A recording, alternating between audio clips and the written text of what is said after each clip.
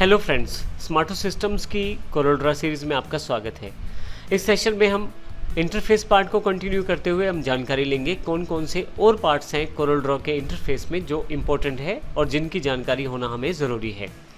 तो आइए देखते हैं। यहाँ पे सबसे पहले हमने देखा अनटाइटल 1 में 3 पेजेस अवेलेबल हैं। फर्स्ट पेज है, ये सेकंड है, ये थर्ड पेज है, और यहाँ पे अनटाइटल 2 में जिसमें केवल एक ही पेज है। आप इन पेजेस पे यहाँ से इन बटन्स के साथ भी जा सकते हैं। जैसे कि यदि आप इस बटन पे क्लिक करें तो आप प्रीवियस पेज पर जाएंगे जो कि पहला है, और इस बटन पे क्लिक करें तो नेक्स्ट पेज जो कि आपका दूसरा पेज है। अब ये पेज बटन यहाँ डिसेबल हो गया है क्योंकि इससे अधिक पेज आपके पास यहाँ नहीं है। तो डायरेक्टली फर्स्ट पेज पे जाने के लिए मैं इस बटन को क्लिक करूँगा जो कि मुझे फर्स्ट पेज पर ले जाएगा, और लास्ट पेज पे जाने के लिए मुझे इस बटन को क्लिक करना है, मुझे लास्ट पेज पे ये बटन ले जाएगा। नया पेज जोड़ने के लिए आपको केवल यहाँ प्लस पे क्लिक करना है। आपके पास जहाँ आपका पेज सिलेक्टेड है उसके साथ ही नया पेज अवेलेबल हो जाएगा। जैसे आप यहाँ न्यू पेज बटन पे क्लिक करेंगे तो आपके पास एक पेज और अवेलेबल हो जाएगा, और इस तरह से आप पेजेस को जोड़ सकते हैं अपने पास। इसके अतिरिक्त भी पेजेस में काफ़ी सारी कमांड्स अवेलेबल है। जैसे मैं यदि यहाँ राइट क्लिक करूँ तो मैं यहाँ से रीनेम पेज कर सकता हूँ, इंसर्ट पेज आफ्टर अर्थात इसके बाद कोई पेज जोड़ सकता हूँ, इंसर्ट पेज बिफोर अर्थात इस पेज से पहले कोई पेज जोड़ सकता हूँ, डुप्लीकेट पेज मैं कोई डुप्लीकेट पेज भी यहाँ से बना सकता हूँ। मैं चाहूँ तो डिलीट कर सकता हूँ पेज को। जैसे मान लीजिए मुझे पेज नहीं चाहिए तो मैं डिलीट कर देता हूँ, ये पेज यहाँ से चला जाएगा।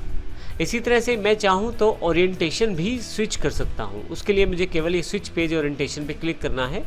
आप देखेंगे पोर्ट्रेट से लैंडस्केप ओरिएंटेशन अवेलेबल हो गई है। तो इस तरह की काफ़ी सारी कमांड्स यहाँ पे अवेलेबल हैं जो समय समय पर आपके कार्य में आती हैं। ड्राइंग करने के लिए आपके पास यहाँ इस तरफ एक टूल बॉक्स दिया गया है जिसमें काफ़ी सारे टूल्स हैं जो आपको ड्राइंग करने में मदद करते हैं, और इसके साथ ही आप कोरोड्रा की सभी फंक्शनैलिटीज़ को पूरी तरह से प्रयोग कर पाते हैं। यदि आप यहाँ देखें तो पिक टूल, माउस नीचे लेके जाएँ, shape tool, crop tool, zoom tool इत्यादि काफ़ी सारे टूल्स यहाँ पे हैं। सबसे अच्छी बात टूल बॉक्स की ये है कि यदि आप किसी पर्टिकुलर टूल पे माउस लेके जाते हैं उस पर्टिकुलर टूल के बारे में जानकारी दी जाती है। जैसे इस टूल का नाम पिक टूल है जिसका प्रयोग सिलेक्शन, पोजीशन और ऑब्जेक्ट्स को ट्रांसफॉर्मेशन करने के लिए किया जाता है। इसी तरह से मैं माउस नीचे लेके आऊँ तो आप किसी कर्व ऑब्जेक्ट को एडिट कर सकते हैं शेप टूल के साथ। इसी तरह से यदि आप किसी पर्टिकुलर पिक्चर को क्रॉप करना चाहते हैं तो क्रॉप टूल से उसको क्रॉप कर सकते हैं अपनी सिलेक्शन के अनुसार। जूम करने के लिए आप जूम टूल का प्रयोग कर सकते हैं। तो यहाँ पे काफ़ी सारे टूल दिए गए हैं। हम आने वाले सेशंस में बारी बारी से इन सभी टूल्स की जानकारी लेंगे और देखेंगे किस प्रकार इन टूल्स का प्रयोग किया जाता है। इसी के साथ आपके पास यहाँ ऊपर की तरफ हॉरिजॉन्टल रूप में और यहाँ नीचे की तरफ वर्टिकल रूप में रूलर दिए गए हैं, अर्थात एक तरह से स्केल दिए गए हैं आपको। ये स्केल्स के साथ साथ आपको एक्सिस की ऑप्शंस या एक्सिस की जानकारी भी देते हैं या कोऑर्डिनेट्स की जानकारी देते हैं। जैसे अगर मैं ये जानना चाहता हूँ कि ये मेरे पास ये जो अवेलेबल रेक्टेंगुलर है वो कौन से कोऑर्डिनेट पे है, तो आप ध्यान से देखें तो आपके पास यहाँ पे अलग अलग तरह की लाइंस हैं जो यहाँ से इंडिकेट करते हैं कि आपका जो कोऑर्डिनेट है।